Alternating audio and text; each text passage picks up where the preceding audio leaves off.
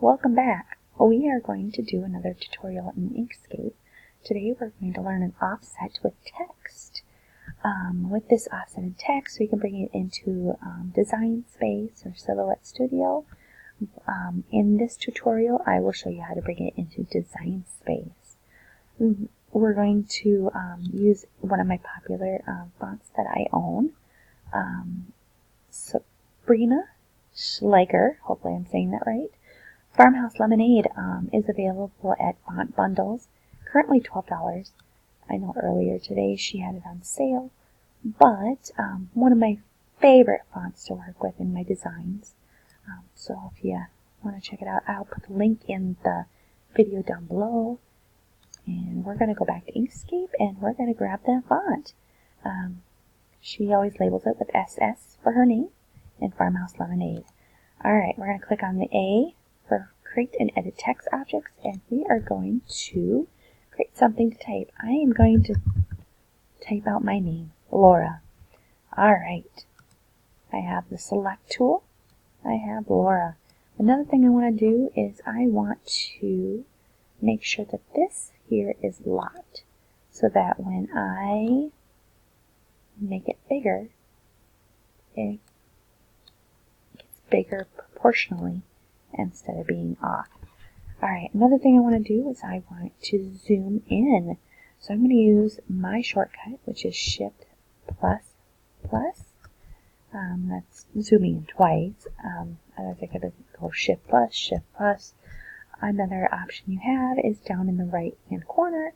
You can zoom in and you can zoom out. I like to be zoomed in so that when I do the offset, I can see how big it is a little bit easier than it is if I'm further away. Another thing, let's see here. So right now, it's currently a text object. If you click on nodes, you notice there the only little node thing you see here is there. So we know there when it is vectorized, you'll see nodes all the way around the letters. And I'll show you that in a little bit. So I'm going to go back to the Select tool. We're going to go to Path, Object to Path. Then we're going to go to Object, Ungroup. And you notice each of the letters has a little dotted square around it.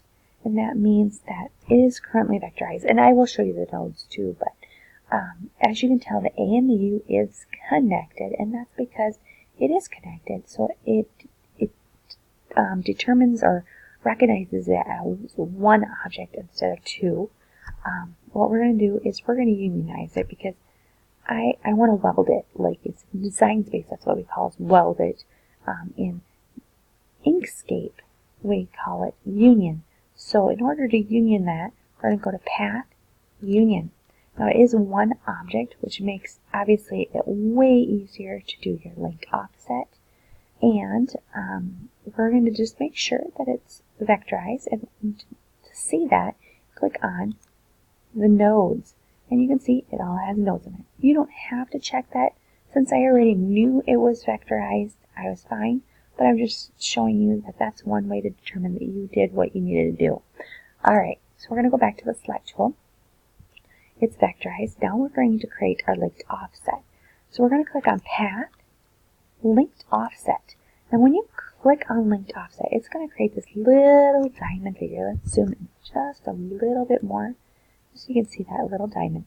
Now, right now, currently, there is another Laura in black coloring behind the one we see. It's hard to see, obviously, because it's the same color and it's the same size. Right now, what I'd like to do is I want to change the color. A color that I like to use a lot is pink, just something easy to see when you go to create that offset. When I click on pink, you won't see it right now because the pink is behind the black. So we just changed that Laura that was behind this Laura into the color pink.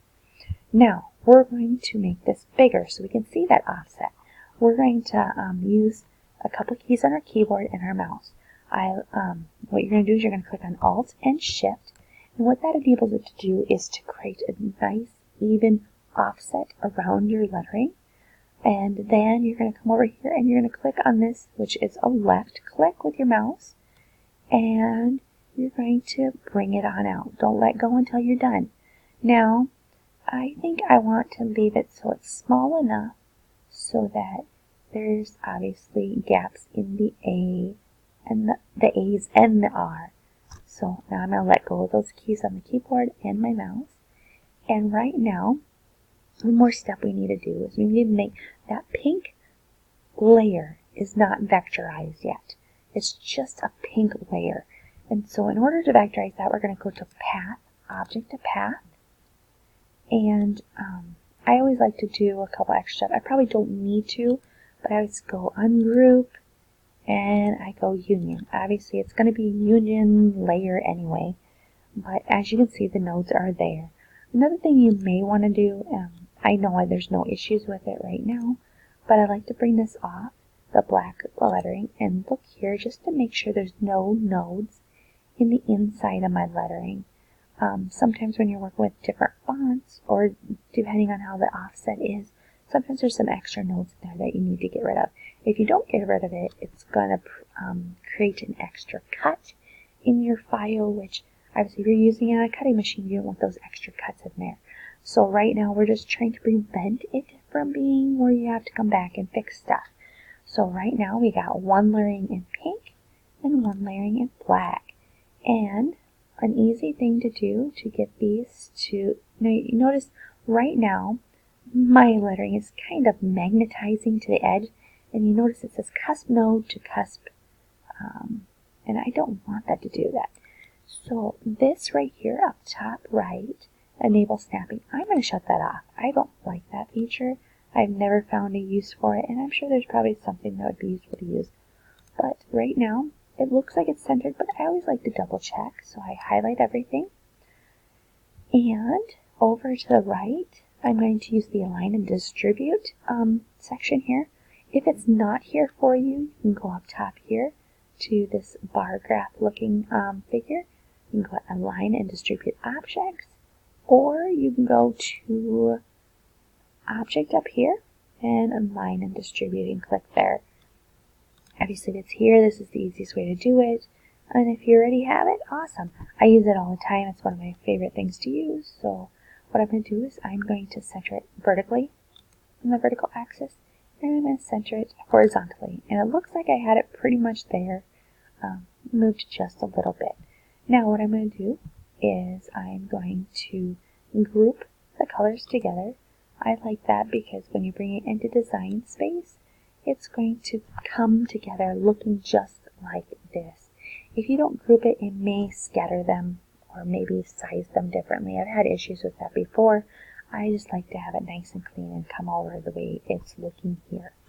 Now, we're ready to bring this over into Design Space.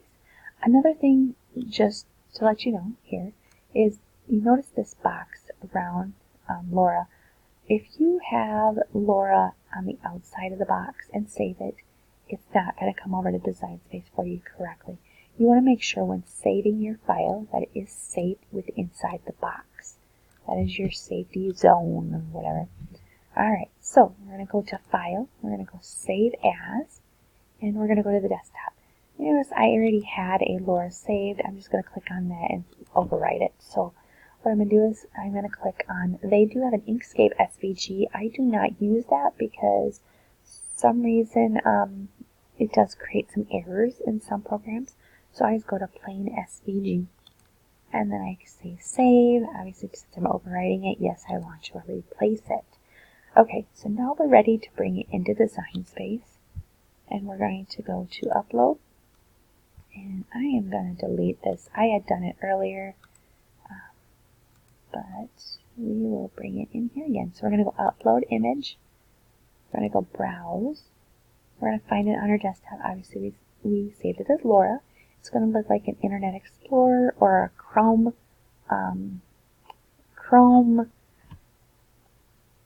Google Chrome document. And also when you hover over it, it's going to say SVG document. So we know it's the correct type of file we need. Bring it over, and as you can tell, it looks exactly the way I had in the program. So it looks nice.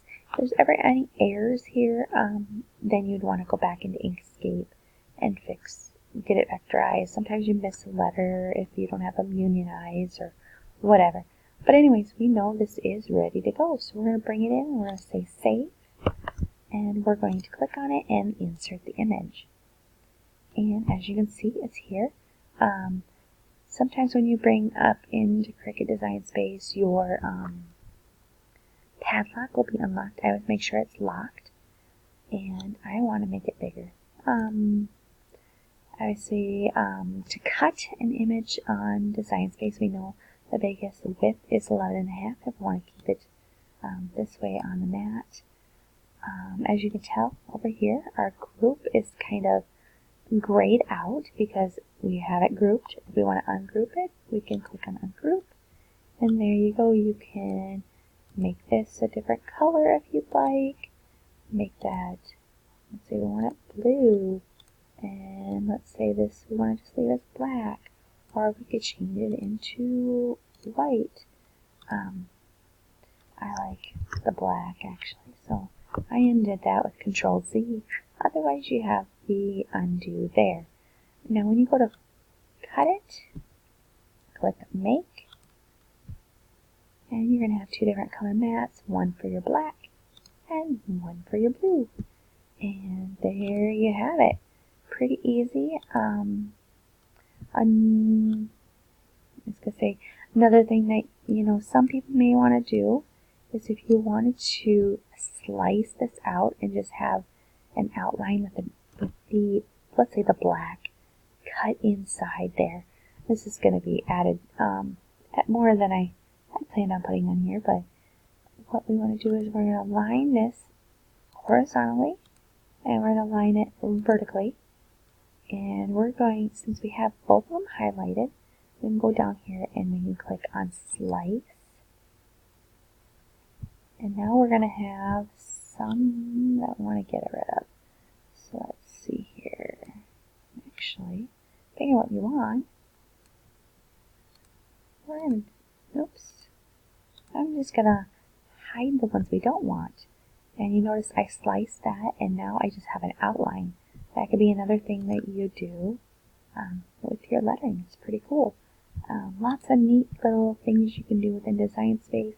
I could have done this in Inkscape and had it all saved. Sometimes I like to do the slicing in Design Space. So any questions, let me know.